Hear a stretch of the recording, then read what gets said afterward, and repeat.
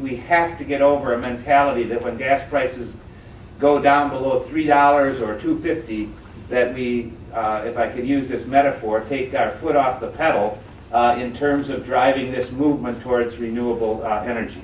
We know, sadly, from the history of the United States that, and certainly 30 years ago, that we did exactly that. We saw the problem clearly. We didn't have the technical resources available to us and the great research that's gone on in between, but we did have an opportunity that as the immediate problem of gas prices went away and the boycott ended,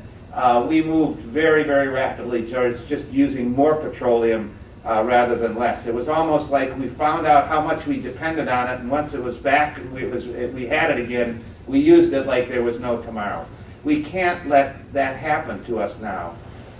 We have to make sure that we continue to move forward forcefully. That's going to be a difficult thing to do, because in a really difficult economy and difficult economic times, when the only good news that people have had in this country in the last a year and 3 months in the economy is that they're paying a lot less for gasoline, it is a hard thing to say that we are going to continue to drive towards an energy future that is much more diverse and much less petroleum based.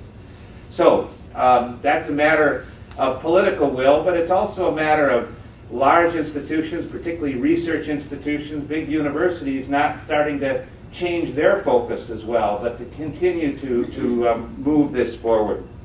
A second point I think we all have to keep in mind, and as a governor,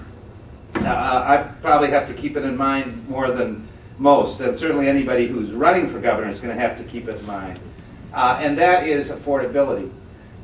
You know, with all due respect to all you wonderful people who are in the university, you can sometimes kind of get locked up in your own world and think that you know, this is good just in and of itself, and no matter what the cost of the new forms of energy, that because they're cleaner and do better for the planet, that somehow the world is going to see this as a better thing to do, and people are just going to agree, that's fine, I'm willing to pay more money for my energy. That isn't the way the world works, and